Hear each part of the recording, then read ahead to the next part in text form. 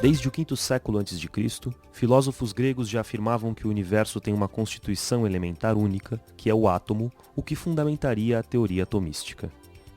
E foi só 2.500 anos depois, no início do século XX, com os trabalhos de Rutherford, que começou a se desenhar o modelo atômico que conhecemos hoje. Mas o que é um átomo? O átomo é a menor parte da matéria. Ele é formado por um núcleo que contém os prótons, partículas que têm massa e carga positiva, e os nêutrons, partículas do mesmo tamanho dos prótons, mas sem carga. E ainda por elétrons, que são partículas de massa desprezível e carga negativa, que giram ao redor do núcleo. O átomo é uma entidade neutra. Ele não possui carga, ou seja, o número de elétrons é igual ao número de prótons.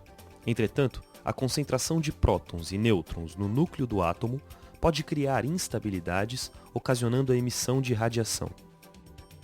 O número de prótons é conhecido como número atômico e identifica as características químicas do átomo. E a soma do número de prótons com o número de nêutrons é chamada de número de massa. Mas, como o número de nêutrons no núcleo do átomo pode ser variável, já que eles não têm carga elétrica, um mesmo elemento químico pode ter massas diferentes. Átomos de um mesmo elemento químico e números de massa diferentes são denominados isótopos.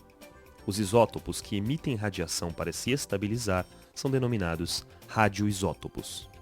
Os radioisótopos que têm aplicação no diagnóstico e tratamento de doenças são chamados de radiofármacos. O uso de isótopos é tremendamente importante dentro da oncologia pediátrica, não apenas quanto ao diagnóstico, mas também com relação à terapêutica. É uma ferramenta, é um recurso de grande importância no armamentário terapêutico e de diagnóstico das neoplasias malignas na infância e que certamente vai ter um uso cada vez maior ao longo do tempo. O Brasil iniciou as pesquisas e a produção de radiofármacos em 1959. Hoje, para atender às necessidades de todo o país, o IPEM, pioneiro nessas atividades, possui um centro de radiofarmácia certificado pela ISO, Anvisa e Senem. Exames de coração, fígado, além de neurológicos, tumorais e muitos outros que utilizam diagnóstico por imagem, só são possíveis graças ao uso de alguns radiofármacos. O radiofármaco, ao interagir com o órgão ou tecido que precisa ser examinado, possibilita a obtenção das imagens e a identificação de anomalias provocadas por diferentes doenças. Mas os radiofármacos não são só grandes aliados da medicina diagnóstica.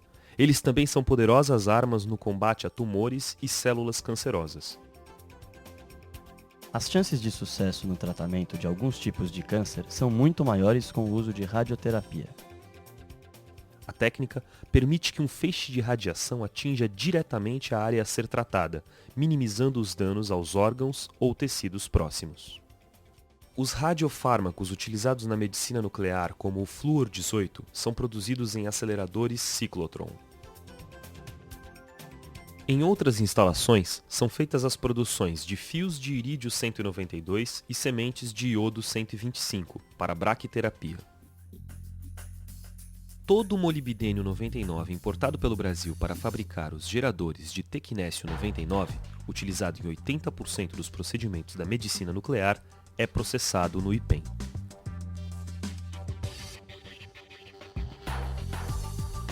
No reator nuclear IEA-R1 são obtidos outros radiofármacos como o samário 153, potente aliado no combate às dores, e o iodo 131, capaz de diagnosticar e tratar disfunções da tireoide.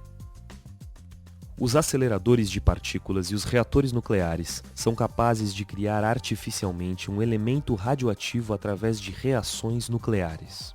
Mas o que são reações nucleares? Reações nucleares são aquelas que ocorrem no núcleo do átomo, e 3 delas são de especial interesse para a construção de um reator nuclear. A fissão nuclear, que é a quebra do núcleo de um isótopo quando nele incide um nêutron. Da fissão resultam 2 novos elementos, mais 2 ou 3 nêutrons, o que possibilita a reação em cadeia e a liberação de uma grande quantidade de energia. O espalhamento, que é a moderação da velocidade do nêutron provocada pelo choque com elementos químicos leves, como o hidrogênio ou o carbono. e a captura neutrônica, que é a incorporação do nêutron pelo núcleo de um elemento comumente prata, índio, cádmio e boro. O reator nuclear é um equipamento onde ocorrem as reações nucleares de forma controlada. As mais importantes são as reações induzidas por nêutrons. O material físsil mais comum é o urânio-235, usado para fabricar o combustível nuclear. Alguns reatores também podem utilizar plutônio com essa finalidade. O reator de pesquisa IEA-R1, o primeiro da América Latina, é um reator tipo piscina que começou a ser construído em 1956, a partir de um convênio entre a Universidade de São Paulo e o CNPq, e que deu origem ao Instituto de Energia Atômica, que desde 1979 passou a chamar-se IPEN, Instituto de Pesquisas Energéticas e Nucleares. Outro reator de pesquisa, o IPEN-MB-01, foi projetado dentro do Instituto e construído pela Marinha do Brasil. É o primeiro reator genuinamente brasileiro e começou a operar em 1988. De lá para cá, tem sido um importante equipamento de investigação, porque é capaz de simular características nucleares de um reator de grande porte. Com ele, pesquisadores têm a possibilidade de testar um núcleo para uso em propulsão naval. Os reatores também podem ser construídos para gerar energia elétrica. Esses são chamados reatores de potência. No Brasil, eles estão localizados na cidade de Angra dos Reis. O combustível utilizado em todos os reatores de pesquisa nacionais é produzido no IPEN. O urânio é recebido sob a forma de gás, como hexafluoreto de urânio, e processado em várias etapas. Primeiro, ele é reduzido a tetrafluoreto de urânio, conhecido como sal verde. Esse pó é misturado com magnésio metálico para se obter o urânio metálico. Esse metal radioativo reage com o silício formando siliceto de urânio, que é triturado e misturado com alumínio para a fabricação do briquete, que será colocado em um estojo e laminado, até atingir as dimensões das placas que serão usadas para a montagem do elemento combustível. Os elementos combustíveis são feitos de material cerâmico e metálico e têm uma interação permanente com a radiação. As investigações nessas áreas criaram perspectivas para o estudo e desenvolvimento de outros materiais que também abrangem os polímeros, os compósitos e os biomateriais. Os processos de corrosão são importantes na avaliação do desempenho de novos materiais, incluindo os nanoestruturados. Por força de lei, todos os processos que envolvem o uso de material radioativo são acompanhados por um setor de radioproteção, que tem como objetivo a segurança dos funcionários e da população. Também são realizados estudos de padrões e métodos de medição de radiação. As radiações nucleares podem ser identificadas e quantificadas com o uso de detectores tipo Geiger-Miller e dosímetros. As informações obtidas resultam da interação da radiação com a matéria. A radioatividade é um fenômeno pelo qual isótopos de alguns elementos químicos são capazes de emitir radiações.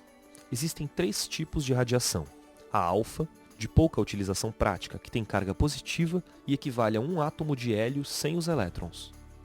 A beta, uma forma de radiação ionizante que tem grande aplicação na medicina, em fontes para braquiterapia e diagnósticos médicos.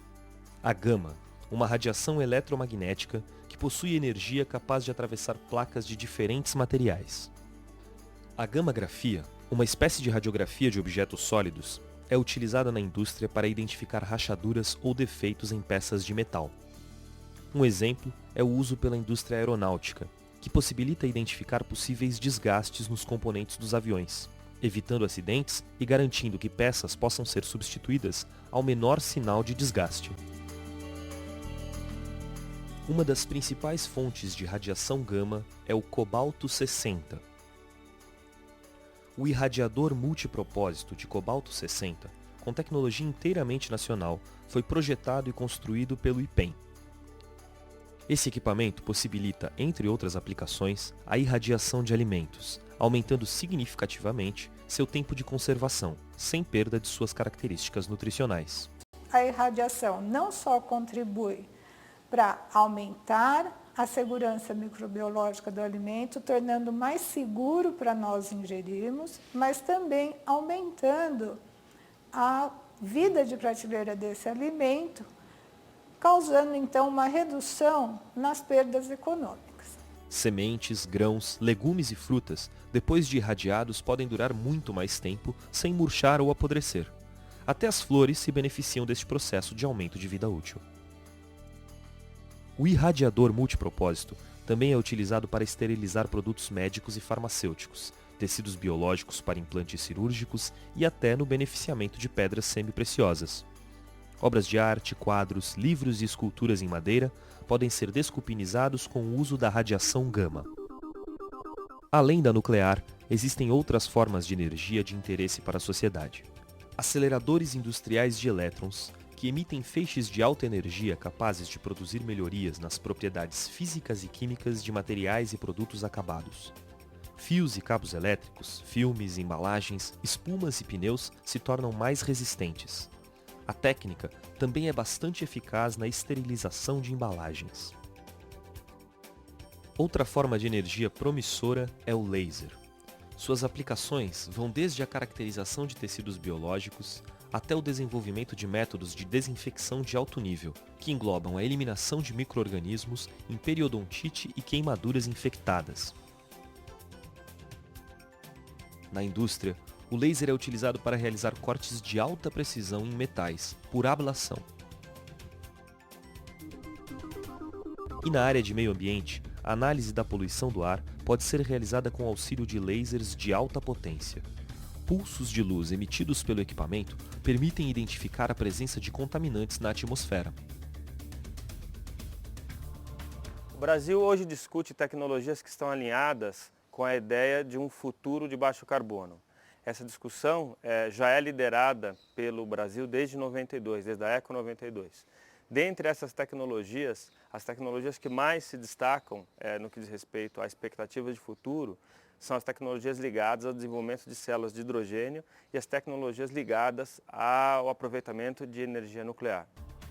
A pesquisa de produção de energia limpa engloba estudos de célula a combustível, na qual se produz energia a partir do hidrogênio, uma fonte renovável que deixa apenas a água como resíduo. O Brasil preocupa-se com a gestão segura dos rejeitos radioativos gerados em seu território, dentro dos princípios éticos de proteção ao homem e ao meio ambiente. Para garantir essa segurança, são realizados processos de caracterização, tratamento e deposição final, e pesquisas permanentes para redução de volume, tratamento, armazenamento e repositório. Os institutos de pesquisa na área nuclear também oferecem programas de pós-graduação vinculados a algumas das melhores universidades do Brasil, entre elas a USP, o FRJ, o FMG e o FPE.